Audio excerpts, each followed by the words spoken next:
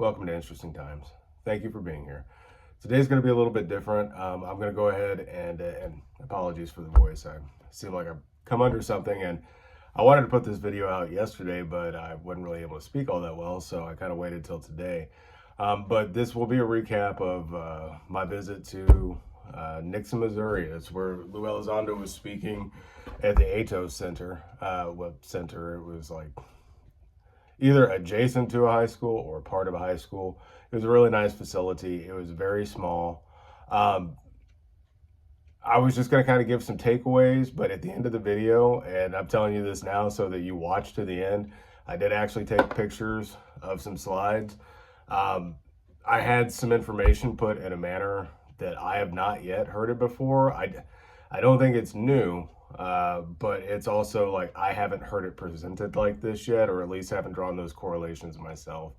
But starting out, just the vibe of the whole event was kind of refreshing because we live in a time where everything is just kind of crazy. People are kind of being the worst versions of themselves, it seems like, selfish and myopic, and I don't know. It doesn't seem like people are being the people that, we were supposed to be as kids, like do unto others and whatnot. Or at least just expressing care for those around you. And it seems like we're in a little bit of a vacuum for that right now. And honestly, I find it a little bit refreshing when I go out and I see people being people, like engaging with everybody and interacting. And that was one of the dynamics of this event that really kind of took me back at first, was just the disparity of people that were there. It didn't matter which walk of life you were. We had people that were so old they needed assistance getting up and down and moving around. We had people so young that it was hard to formulate questions. Every, gender and in between and race, everybody was represented. It was like a nice little melting pot of, it would have been like a nice cross section of the entire demographic of the United States. Not what you would hope it would be politically because you have certain ideologies. It was literally everybody. Like there was a lot of people there that just had questions and inquisitiveness. And it was also nice that, we were at a starting point where there wasn't like, is this real?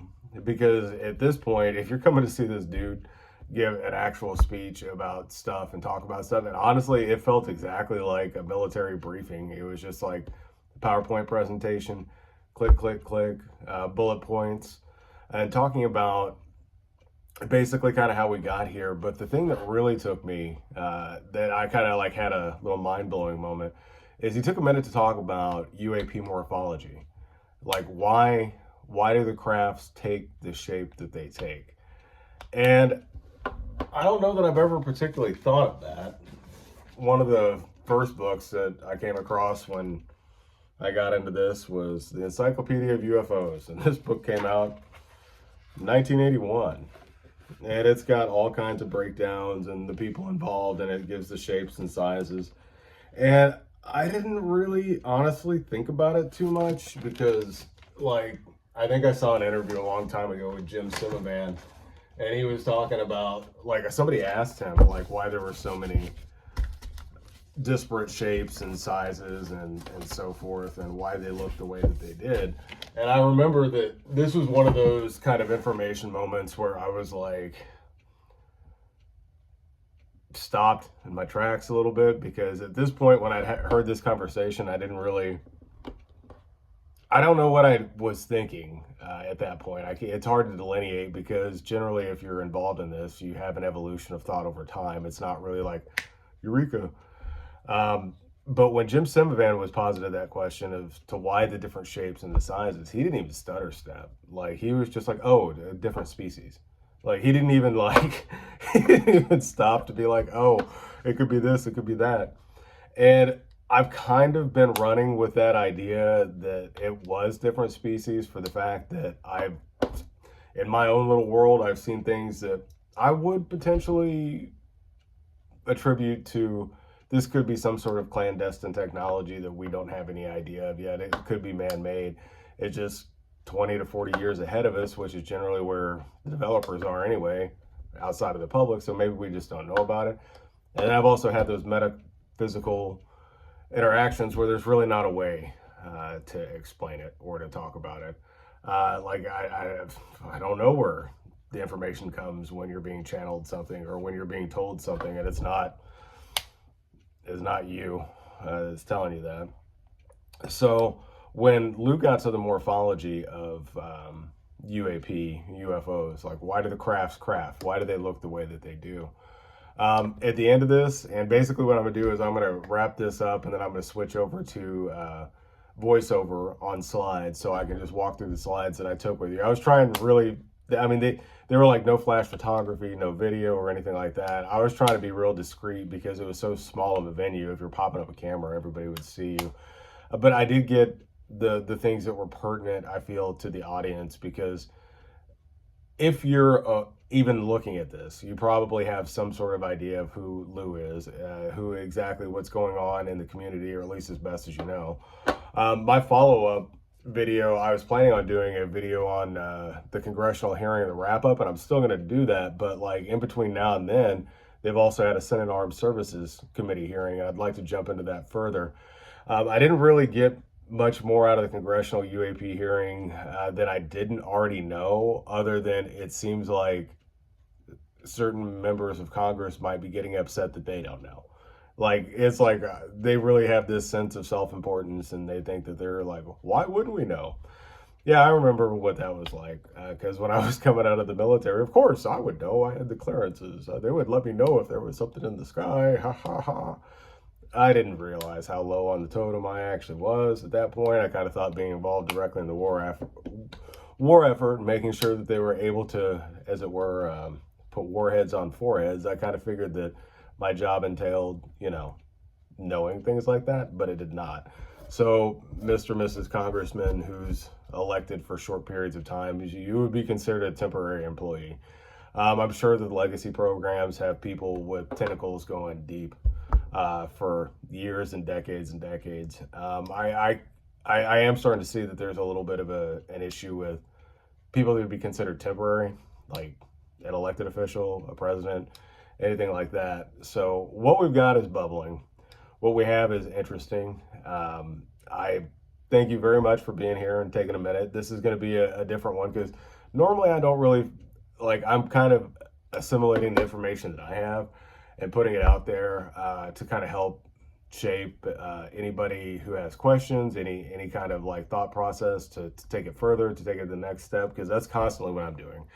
I'm just engaging and bringing other people along with the ride now because this is kind of my world, but this is also the first time that I think that I've got something where it's like, I've not seen this put in this manner. I've never seen it put so succinctly and very indicative of like what it seems like there's enough information in here to also make some discernment on potential nature of the craft. And I'll leave that to conversations, comments, and we can go back and forth and discuss. But at this point, I'm going to go ahead and switch the video over. I'm going to do voiceovers on the slides that I took. I'm going to figure out how to do that. I was trying to do an inset box, but honestly, I'm just doing this video real quick before I have to start my own day and get to work and whatnot. So I don't have time to figure out technology. I'm kind of bad with technology. I'm kind of going in the opposite direction with all that as I get extra fruity in my old age. But I would like to say thanks for being here. I'm going to jump over to those slides. If you have questions in the comments, or please feel free to put any questions you may have in the comments or expound on any ideas. I'm always open for that. I will be doing a wrap up on both the UAP hearing congressionally and the Senate Armed Services hearing, because I'd like to go through that one in its entirety and kind of like give you a little bit more than, well, I didn't really hear much new. Let me break down what I heard and then why it wasn't new, because a lot of the things that they talked about, it may just be new to the public forum for people that haven't been paying attention, but most everything they talked about, there was nothing that was shocking, except there were some questions by Bobert when she kind of asked some, I think people would think crazy, but like, what's not crazy these days? Like what's not? Like, everything absolutely is. So thank you very much for being here. Onward to the slides. Okay, so here are the slides. This is basically just the onset at the beginning saying where we are. It was in Nixa, Missouri, November 18th, 2024. This is an artist rendering of a transmedium craft created by us for air and water. He did say it was wonky and it didn't work that great. There was a series of slides talking about what the government had been working on. I'm popping this up so you can read for yourself. There was 3 other slides. I only got this one, but it was all crazy stuff.